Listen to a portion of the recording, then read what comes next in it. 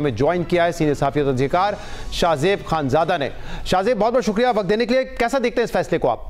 ज़ाहिर है शहजाद, एक मुतनाज़ फैसला है और अफसोस की बात है कि मुतवक्के फैसला है। अदालतों के फैसलों की अगर तवक्को पहले से ही की जाने लगे कि अपना ही फैसला सुप्रीम कोर्ट नज़रसानी में कलअदम करने वाली है और उसका आईनी बेंच कलअदम करने वाला है, तो उसी से पता चल जाता है कि मामला कितना मुतनाज़ है और जो फैसला आया है वो भी मुतनाज़ है। और आज से नहीं है, जिस दिन से पाकिस्तान तहरीक इंसाफ को बल्ले के निशान से महरूम किया गया उस दिन से सुप्रीम कोर्ट के फैसले मुतनाज़ और इलेक्शन कमीशन ऑफ पाकिस्तान का कंडक्ट मुतनाज़ रहा है।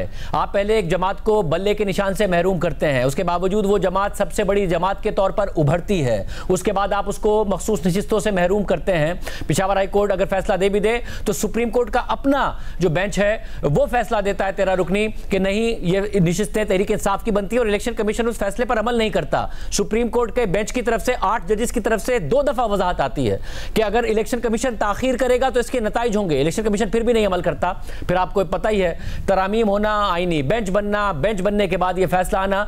मेरा ख्याल है पाकिस्तान की तारीख में जब जब जमहूरियत को नुकसान पहुंचाया गया, जब जब आइन और कानून की पासदारी या बालादस्ती के खिलाफ मामला गए, सुप्रीम कोर्ट ने उसमें अपना हिस्सा डाला। भुट्टो साहब को फांसी देना हो, इसके अलावा नवाज शरीफ साहब के खिलाफ फैसले हों, और फिर अब ये फैसला, चाहे वो बल्ले के निशान से लेकर अब तक के फैसले, जब भी तारीख लिखी जाएगी उसमें लिखा जाएगा कि सुप्रीम कोर्ट ने तसलसल जारी रखा है पाकिस्तान में जमहूरियत और जो आइन और कानून की बालादस्ती है उसके खिलाफ।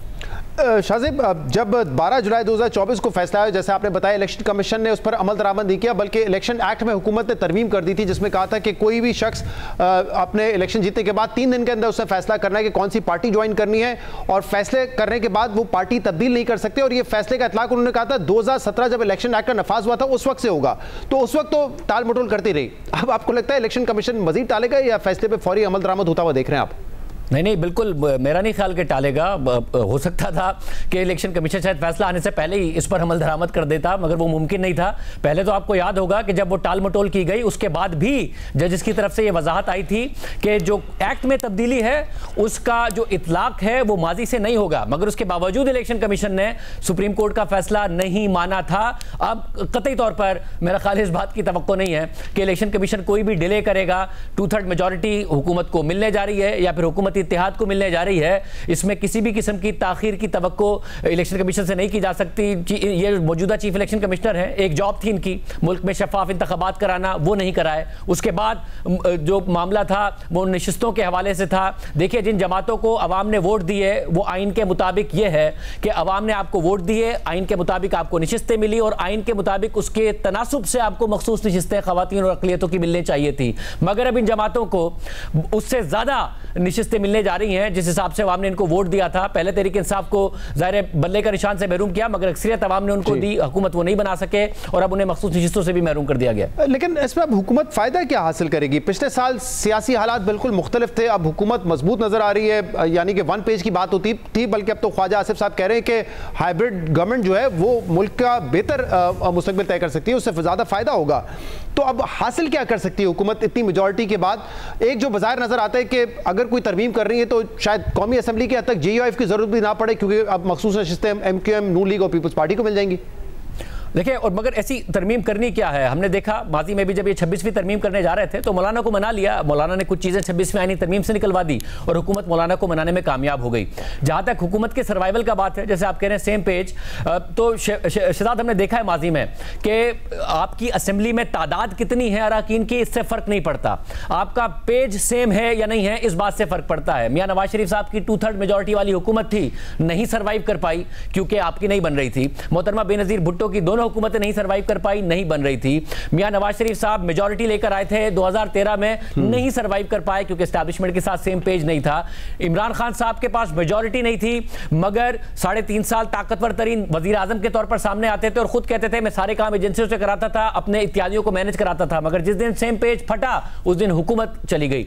तो आपकी असेंबली में तादाद कितनी है, हुकूमत के मजबूत होने या ना होने का पाकिस्तान में तारीखी तौर पर ताल्लुक इस बात से नहीं है। आप सेम पेज पर इदारों के साथ हैं या नहीं है इस बात से है। और इस वक्त जो सेम पेज है वो तो ऐसा है कि फिलहाल तो नहीं लगता, जिस दिन अगर ये फटता है तो उसके बाद शायद इन ये जो नंबर्स हैं, ये जो तादाद है, इसकी अहमियत ना रहे। अभी तक तो शहबाज शरीफ साहब के होते हुए मुश्किल नजर आ रहा है। राइट। और ये बताइएगा शाहजेब, पाकिस्तान तहरीक इंसाफ के लिए अब आगे क्या है, क्योंकि मखसूस नशिस्तें उनको मिलेंगी नहीं, मिलती तो उनकी तादाद असेंबलियों में ज्यादा हो जाती, लेकिन दूसरी तरफ पार्टी में तकसीम दर तकसीम नजर आती जा रही है। मतलब इख्तलाफात तो थे, लेकिन अब इस हद तक पहुंच गए कि अलीमा खान साहबा कह रही है कि इमरान खान माइनस हो गए हैं।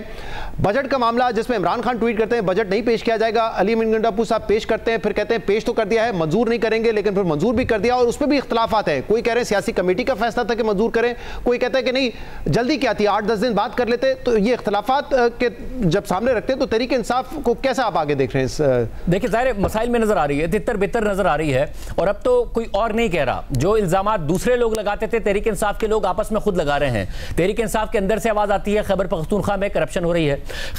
अली अमीन गंडापुर साहब और दीगर रहनुमा तहरीक इंसाफ के खुद बताते हैं कि जो लोग तनकीद कर रहे हैं और पार्टी में दरारें डाल रहे हैं, उनमें से बहुत सारे तो वो यूट्यूबर्स हैं जो कि सोशल मीडिया से पैसे कमा रहे हैं। वो जब खिलाफ बात करते हैं, पार्टी में दरारों की बात करते हैं, तो वो डॉलर्स कमाते हैं। ये खुद तहरीक इंसाफ के लोग कहते नजर आ रहे हैं। अली अमीन गंडापुर साहब पर अलीमा खान साहिबा सवाल उठा रही हैं, अलीमा खान साहिबा को अली अमीन गंडापुर जवाब दे रहे हैं। तो पार्टी के अंदर जो इस वक्त इख्तिलाफात हैं वो जाहिर है अपने इस वक्त पीक पर नजर आ रहे हैं। और इसमें शहजाद पहले भी आपके एक प्रोग्राम में बात हुई थी कि अगर मुल्क में आइडियल डेमोक्रेसी हो तो वो होना चाहिए जो कि अवाम चाहते हो। अवाम ने अगर तहरीक इंसाफ को वोट दिया था उनकी हुकूमत होती है। अगर आइडियल डेमोक्रेसी नहीं है तो माजी की मिसाल हमारे पास ये जरूर सामने है कि जब नवाज शरीफ साहब और मोहतरमा बेनजीर भुट्टो को दीवार से लगाया गया तो कहीं ना कहीं उन्होंने अपना वक्त लेकर रास्ता निकालने की कोशिश की। अब इस वक्त जो सूरत हाल नजर आ रही है, पाक इंडिया तसादुम होने के बाद, इसके बाद जो अमेरिका के साथ मामलात हैं, क्योंकि बहुत ज्यादा उम्मीदें थी पाकिस्तान तहरीक इंसाफ को सदर ट्रंप से, वो भी जब अब नहीं नजर आ रहा और सदर ट्रंप मुलाकात करते हैं फील्ड मार्शल से, तो उसके बाद तहरीक इंसाफ को अपनी स्ट्रैटेजी देखने की जरूरत है कि आपने सोशल मीडिया पर रोजाना की बुनियाद पर जंग जीतनी है या फिर मुल्क के हालात को देखते हुए अपने लिए रास्ता निकालना है। आइडियल जमहूरियत होती आपको रास्ता मिल जाता, नहीं है मुल्क में आइडियल जमहूरियत, तो क्या माजी में आपको सीखना चाहिए कि क्या कंडक्ट था दीगर सियासतदानों का रास्ता निकालने के लिए, या फिर यही पॉलिसी बरकरार रखनी चाहिए? क्योंकि अब खुद तहरीक इंसाफ के खिलाफ बात कर रही है। बहुत बहुत शुक्रिया, बहुत बहुत शुक्रिया। शाहजेब खानजादा हमारे साथ मौजूद थे।